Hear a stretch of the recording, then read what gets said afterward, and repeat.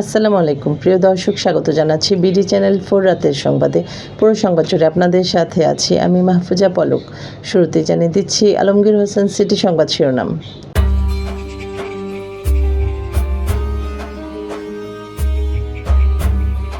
সংসদ থেকে বিরোধী দলের ওয়াকআউট। 20 মাস পর কবর থেকে তোলা হলো গুলিবিদ্ধ তরুণ রাব্বির মরদেহ। পাকুন্দিয়ায় 47তম জাতীয় বিজ্ঞান ও প্রযুক্তি সপ্তাহের উদ্বোধন। হিমেল হাওয়ায় ফাগুনের গান। বসন্ত উৎসবের রঙিন কিশোরগঞ্জ উচ্চ বালিকা বিদ্যালয়। দর্শক স্বস্তি প্রকাশ করেছে নাটকগুলো দেখে। লেবাননে মুহুর্মুহু বিমান হামলা, ভেস্তে যেতে পারে শান্তি চুক্তির আলোচনা। ট্রাইবেকারে হংকংকে হারিয়ে এশিয়ান গেমসে বাংলাদেশ। এবার সিটিলে বিস্তারিত সংবাদ।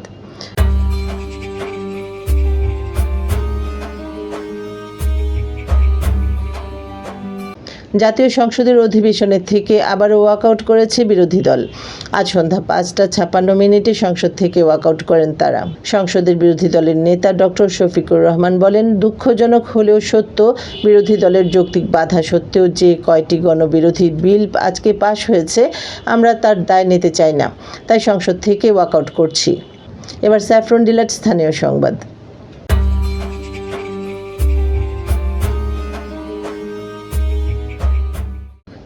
জুলাই গণ অভ্যুত্থানে পুলিশ ও বিজিবির লাঠিচার্জ ও গুলিতে শহীদ হওয়া ময়মনসিংহের ঈশ্বরগঞ্জ উপজেলার এক তরুণের মরদেহ দাফনের প্রায় 20 মাস পর কবর থেকে আদালতের নির্দেশে উত্তোলন করা হয়েছে।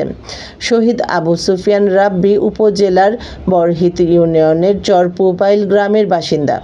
গতকাল দুপুরে চরপুপাইল গ্রামের চকপাড়া মোড় সংলগ্ন একটি মসজিদের পাশের কবরস্থান থেকে নির্বাহী ম্যাজিস্ট্রেটের উপস্থিতিতে রাব্বির মরদেহ উত্তোলন করা হয়।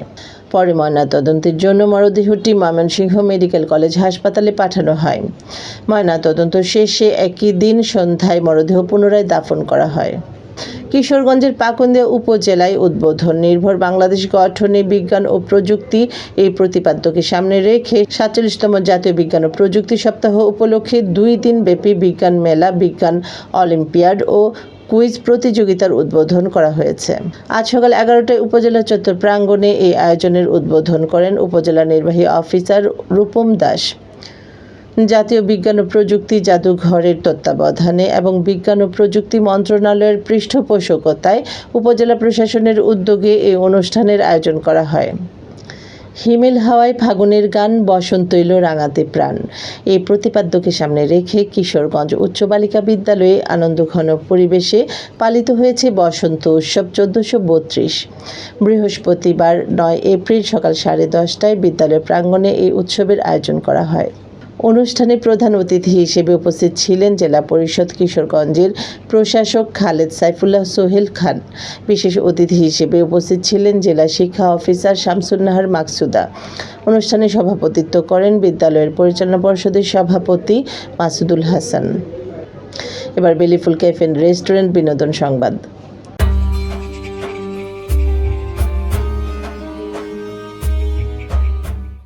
গত ঈদটি দেশের বাইরে কাটিয়েছেন অভিনেত্রী সামিরা খান মাহি।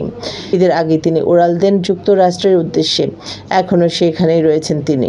তবে মাহি বিদেশে থাকলেও এবারের ঈদে তার অভিনীত বেশ কিছু নাটকই স্বস্তি দিয়েছে দর্শকদের।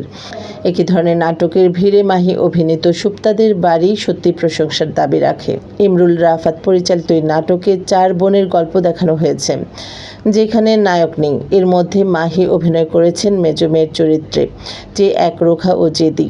নাটকটির গল্পে রাফ অ্যান্ড টাফ চলাফেরায় অভ্যস্ত মাহি একসময় নেতিবাচক রূপ ধারণ করেন। একই ধরনের নাটকের ভিড়ে সুপ্তাদের বাড়ি ভিন্ন স্বাদ দিয়েছে দর্শকদের। এবার জীবনদীপ হেলথ সেন্টার আন্তর্জাতিক খবর।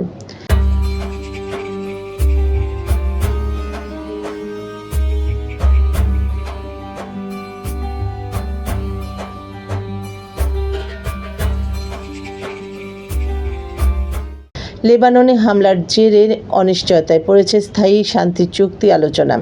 ইসরায়েল যুদ্ধবিরতির শর্ত মানছে না অভিযোগ করে ইরান সাফ জানিয়ে দিয়েছে হিজবুল্লাহর ওপর হামলা অব্যাহত থাকলে তারা যুক্তরাষ্ট্রের সঙ্গে আলোচনায় বসবে না। বার্তা সংস্থা রয়টার্স এই খবর জানিয়েছে, আগামী শনিবার মধ্যস্থতাকারী দেশ পাকিস্তানের রাজধানী ইসলামাবাদে যুক্তরাষ্ট্রের সঙ্গে ইরানের একটি প্রতিনিধি দলের আলোচনায় বসার কথা রয়েছে। এই লক্ষ্যে বৃহস্পতিবার তাদের ইসলামাবাদে পৌঁছানোর কথা রয়েছে। কিন্তু হিজবুল্লাহর ওপর হামলা অব্যাহত থাকায় এখনও চুক্তির মূল বিষয় হরমুজ প্রণালী স্বাভাবিক করেনি ইরান। তেহরান জানিয়েছে, লেবাননে হামলা অব্যাহত থাকলে তারা কোনো ধরনের চুক্তি করবে না। এবার জাপান এডুকেশন বিডি খেলার খবর।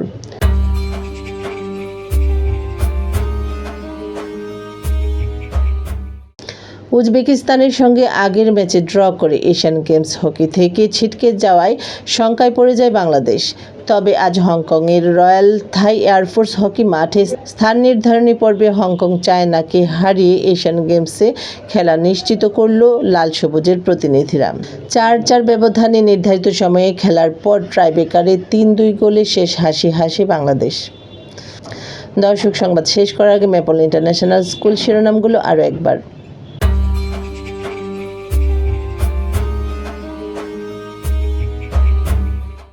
সংসদ থেকে বিরোধী দলের ওয়াকআউট। 20 মাস পর কবর থেকে তোলা হলো গুলিবিদ্ধ তরুণ রাব্বির মরদেহ। পাকুন্দিয়ায় 47তম জাতীয় বিজ্ঞান ও প্রযুক্তি সপ্তাহের উদ্বোধন। হিমেল হাওয়ায় ফাগুনের গান। বসন্ত উৎসবের রঙিন কিশোরগঞ্জ উচ্চ বালিকা বিদ্যালয়। দর্শক স্বস্তি প্রকাশ করেছে নাটকগুলো দেখে। লেবাননে মুহুর্মুহু বিমান হামলা, ভেস্তে যেতে পারে শান্তি চুক্তির আলোচনা। ট্রাইব্রেকারে হংকংকে হারিয়ে এশিয়ান গেমসে বাংলাদেশ। প্রিয় দর্শক, এ ছিল বিডি চ্যানেল 4 রাতের সংবাদ। সকলকে পরবর্তী সংবাদ দেখার আমন্ত্রণ জানিয়ে এখানেই বিদায় নিচ্ছি।